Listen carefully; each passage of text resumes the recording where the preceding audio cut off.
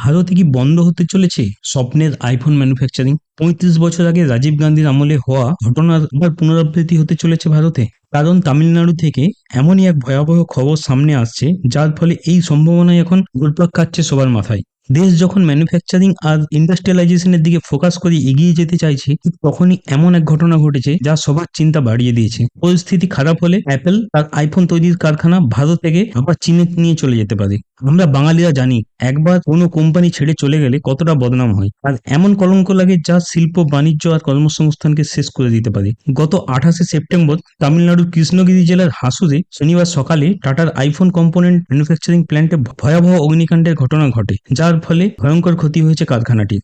ভোর 5:30টার দিকে কোম্পানির মোবাইল ফোন অ্যাক্সেসরিজ প্রিন্টিং ইউনিটে আগুনের সূত্রপাত হয়। ওই প্ল্যান্টে প্রায় 4,500 শ্রমিক কাজ করেন। ওই দিন নাইট ডিউটিতে প্রায় 1,500 শ্রমিক কর্মরত ছিলেন, কিন্তু দুর্ঘটনায় কেউ হতাহত হয়নি বলেই খবর। আগুন লাগার সঠিক কারণ এখনো জানা যায়নি। দক্ষিণ ভারতের টাটা গ্রুপের এই প্ল্যান্টে অ্যাপেল আইফোনের কম্পোনেন্ট তৈরি হয়, যা ছাড়া আইফোন তৈরি করা অসম্ভব। এই সব কম্পোনেন্টগুলি তামিলনাড়ুর ফক্সকন কোম্পানিতে অ্যাসেম্বল হয়ে আইফোন বাজারে আসে। বর্তমানে ভারতে উৎসবের মৌসুম শুরু হয়েছে। অক্টোবর-নভেম্বর মাসে অ্যাপেল ভারতে 15 লাখ আইফোন বিক্রির লক্ষ্যমাত্রা নিয়েছে। টাটার প্ল্যান্টে আগুন লাগার ফলে আইফোন বিক্রিতে 15% ক্ষতি হতে পারে অ্যাপেলের। সারা পৃথিবীতে যত আইফোন প্রোডাকশন হয়, 25% হয় ভারতে।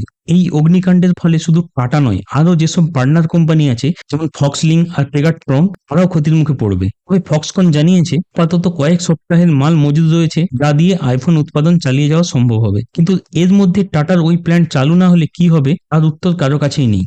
অনেকে মনে করছেন অ্যাপেল ভারতে আরও 2টি নতুন প্রোডাকশন লাইন বসানোর যে প্রজেক্ট হাতে নিয়েছিল, এই দুর্ঘটনার পরে তা হয়তো চীনে শিফট করে দিতে পারে। তাহলে খুব বড় ধাক্কা খাবে ভারতের ম্যানুফ্যাকচারিং সেক্টর আর মেক ইন ইন্ডিয়ার স্বপ্ন। ইতিহাসের দিকে তাকালে দেখা যায়, এমনই এক অগ্নিকাণ্ডের কারণে ভারতের সেমিকন্ডাক্টর তৈরির প্ল্যান্ট পুড়ে যায়, নয়তো ভারত আজ তাইওয়ানের মতো সেমিকন্ডাক্টর উৎপাদনের প্রথম সারিতে থাকত। আজ আমরা যে সেমিকন্ডাক্টরের কথা শুনি, ভারতের প্রাক্তন প্রধানমন্ত্রী ইন্দিরা গান্ধী 1976 সালে ভারতে বানানোর স্বপ্ন দেখেছিলেন। আর যে চীন, কোরিয়া, তাইওয়ান, ইসরায়েলকে দেখছেন, এরা তখন এই লাইনে ছিলই না। 1980 সালে ইন্দিরা গান্ধী পাঞ্জাবের মোহালিতে সেমিকন্ডাক্টর কমপ্লেক্স লিমিটেড নামে একটি সরকারি কোম্পানি খুলেছিলেন।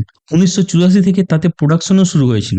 আর যদি ওই কোম্পানি চালু থাকতো, ভাবুন ভারতের কত বড় সুযোগ ছিল চিপ ম্যানুফ্যাকচারিং এ ওয়ার্ল্ড লিডার হবার। কিন্তু 8ই ফেব্রুয়ারি 1979-তে ওই প্ল্যান্টে আগুন লেগে প্রায় সবকিছুই পুড়ে যায়। তৎকালীন প্রধানমন্ত্রী রাজীব গান্ধী ইন্টেলিজেন্স ব্যুরোকে ইনভেস্টিগেশনের দায়িত্ব দেন, কিন্তু আজ অবধি জানা যায়নি ওই আগুন কিভাবে লেগেছিল। রিপোর্টে বলা হয়েছিল রহস্যময় কারণে আগুন লেগেছিল। ওই আগুনে বিদেশের থেকে ইম্পোর্ট করা 60 কোটি টাকার মেশিন পুড়ে গিয়েছিল। ভাবুন তো, 1980 সালে 60 কোটি টাকা কত মূল্য ছিল, আজকের দিনে কয়েক হাজার কোটি টাকারও বেশি। তারপর ওই প্ল্যান্টে প্রোডাকশন শুরু হতে প্রায় 8 বছর লেগে যায়, কিন্তু আর ঘুরে দাঁড়াতে পারেনি ভারতের সেমিকন্ডাক্টর ইন্ডাস্ট্রি। তাই এবার টাটা সেমিকন্ডাক্টর কোম্পানির আগুন লাগাকে অনেকে 1979 সালের সাথে তুলনা করছেন। অনেকে এও মনে করছেন এর পিছনে আন্তর্জাতিক ষড়যন্ত্রও থাকতে পারে, ভারতকে বদনাম করার জন্য। শেষ পাওয়া খবর অনুযায়ী টাটা আর ভারত সরকার মিলিতভাবে সব রকম চেষ্টা চালিয়ে যাচ্ছে দ্রুত সবকিছু স্বাভাবিক করে প্রোডাকশন শুরু করার জন্য।